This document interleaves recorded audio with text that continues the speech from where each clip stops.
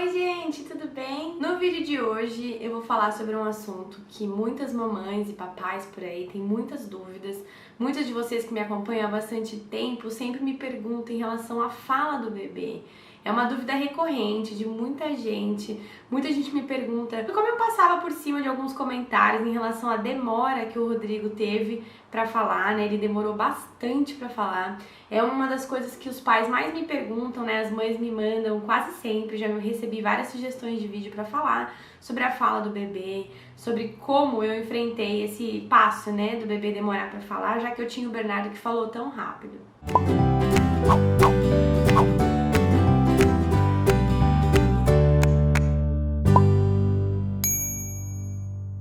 Falar sobre essas dúvidas, né, que nós mamães e papais temos todos os dias em relação ao desenvolvimento do nosso bebê. Eu tenho um post lá no blog falando sobre isso, eu vou deixar aqui pra vocês, mas eu vim aqui pra falar um pouquinho sobre como foi comigo, quais foram as táticas que eu utilizei depois de muito conversar com o pediatra, com a fonoaudióloga, depois de muito acabar com esses meus medos que depois eu fui descobrir que eram tão desnecessários. Então eu vim aqui pra falar pra vocês um pouquinho, pra também tentar tranquilizar vocês. Bom, gente, o Rodrigo hoje ele tá com 3 aninhos. Sim, eu prometo, eu vou fazer o vídeo de desenvolvimento dele com 3 anos. O Rodrigo fala super bem, ele ainda enrola a língua pra falar algumas coisas, mas ele fala e se comunica muito bem. Mas o Rodrigo sempre foi um bebê preguiçoso, desde sempre, assim. Ele tava com mais ou menos 1 ano e 2, 1 ano e 3, ele ainda não andava, não falava quase nada, ele só balbuciava algumas coisas e mamamã, bababã, sabe? Mas ele não saía nenhuma palavra, ele não conseguia se comunicar direito, nem pedir nada, tudo que ele queria ele apontava. Então, durante muito tempo eu passei muita preocupação com isso. Era gente falando, esse menino vai demorar de falar, esse menino não tá falando nada. Será que não tem nenhum problema com ele? Será que tá tudo bem? Muita gente tinha essa preocupação e acabava me deixando frustrada e preocupada também. O Bernardo começou a falar muito cedo. O Bernardo com 1 ano e 2, ele já falava quase tudo. Mamãe, papai. Ele só não formava frases longas, mas palavras mesmo ele falava todas. E o Rodrigo com essa fase não falava nada. Era uma preocupação minha, dos meus pais, né, do Lucas, a gente se preocupava muito com isso. Eu procurei o pediatra, procurei saber o que estava acontecendo, por que ele não estava falando. Isso com 1 ano e 2 meses. O pediatra falou pra mim, mãe, fique tranquila, a criança às vezes demora de 2 anos a 2 anos e meio pra falar. A partir daí é que é motivo para preocupação e para procura de profissionais, né, de fonoaudiólogos para ajudar no desenvolvimento da fala ou até descobrir se tem alguma coisa por trás desse atraso, né? Eu tentei respirar fundo, ficar tranquila, e aí eu fui lendo alguns passos até para construir, né, alguns posts no blog sobre o assunto, para comentar sobre o assunto com algumas amigas minhas também que também têm filhos, e aí eu cheguei à conclusão de que tem alguns passos que eu segui e que vocês podem seguir também para tentar estimular um pouco da fala do bebê.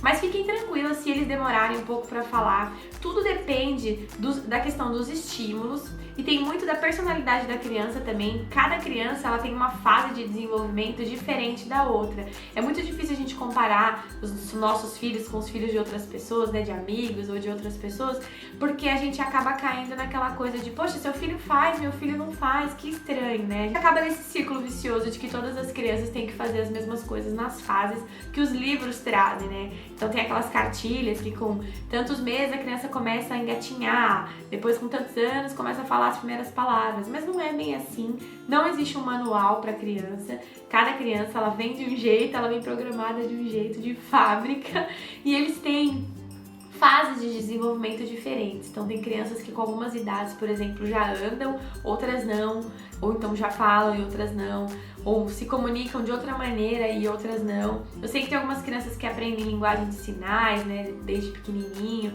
A Vitória, filha da Flávia Kalina, é assim, né, ela foi aprendendo a linguagem de sinais desde pequena, a Flávia ensinou. Então não deixa de ser um estímulo também para a comunicação. E eu tentei alguns estímulos diferentes aqui em casa com o Rodrigo, principalmente, que teve mais dificuldade para falar, e eu achei que funcionou muito bem. Então quero compartilhar com vocês e eu espero que funcione aí na casa de vocês também. Então, o primeiro passo é sempre você ter calma, ficar tranquila. E sempre que você for se comunicar com a criança, se comunique com ela nas palavras corretas. A fonoaudióloga sempre falava pra mim, não infantiliza a sua voz e não fica falando com ele tipo assim, você quer pepeta? Você quer dedeira? Sabe assim, tipo pra mamadeira, pra chupeta ou pra qualquer coisa desse tipo. A gente tem essa mania de falar as palavras infantilizadas porque é bonitinho, é fofinho falar assim com eles. Mas pra crianças que estão com dificuldade pra falar, estão demorando pra falar, isso pode atrapalhar bastante no cognitivo da criança.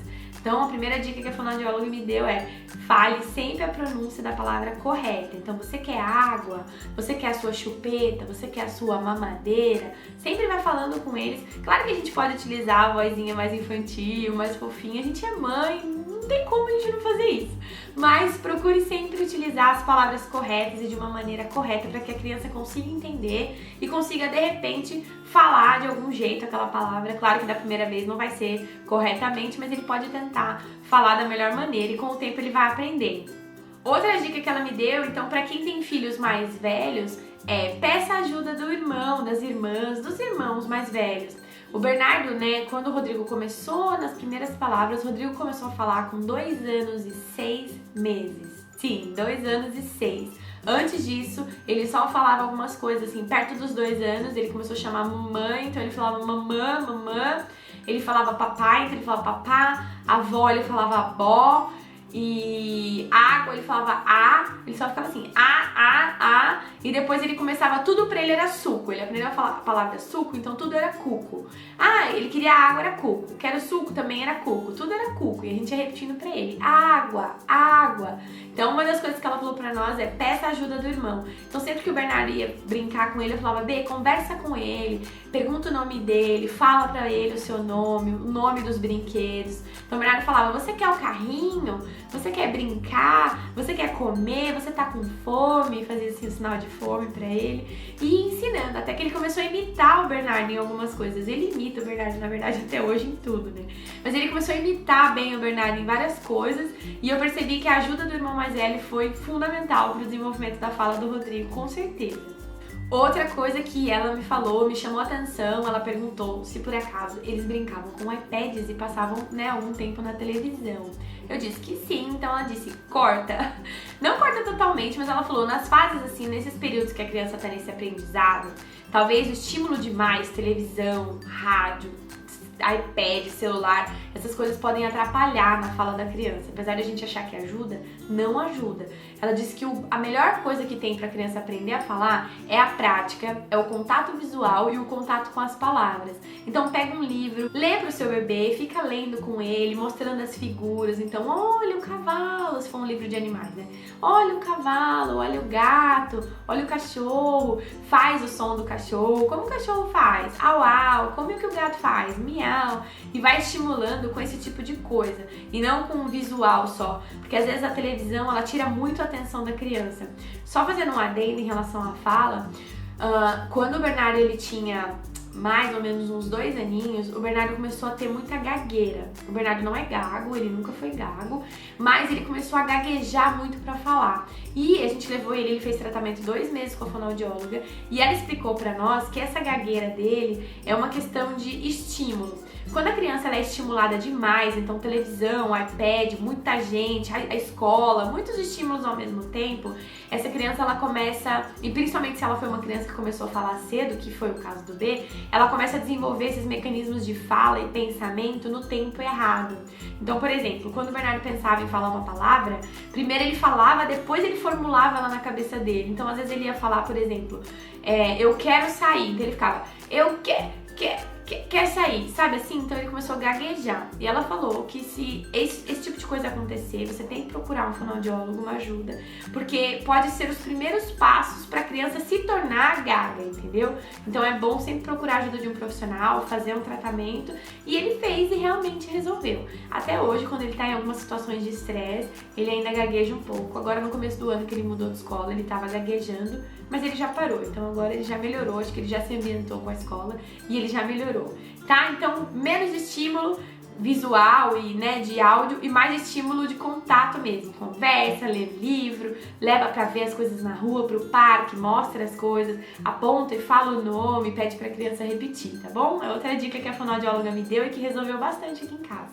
E por último, outra dica também que ela deu é a questão de aproveitar as situações do dia a dia. Então, por exemplo, o bebê quer água.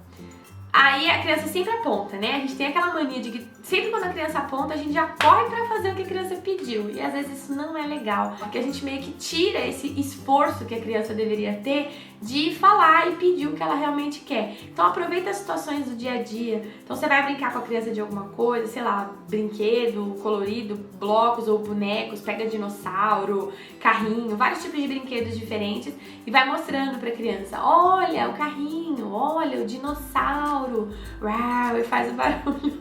É muito ridículo fazendo isso, né? Mas é só pra eu poder falar pra vocês mesmo experiência própria, como eu fiz com o Rodrigo, que o Rodrigo sempre foi um bebezinho preguiçoso.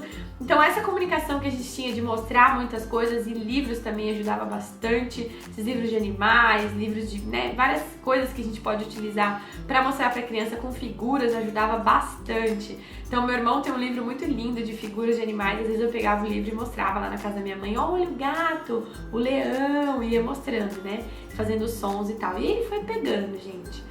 Tá bom? Assim, a minha dica é paciência, tá? Tenha paciência. Se você tiver muito na dúvida e você realmente achar que seu filho tá com algum problema, procura um profissional. O pediatra, um fonoaudiólogo. O fonoaudiólogo tira muitas dúvidas da gente. A fonoaudióloga que o Bernardo ia, ela me ajudou muito, ela me deu várias dicas de como ajudar. Na época o Rodrigo era bem bebezinho, ele não tinha nenhum ano, e ela ia me ajudando, né, nesses estímulos.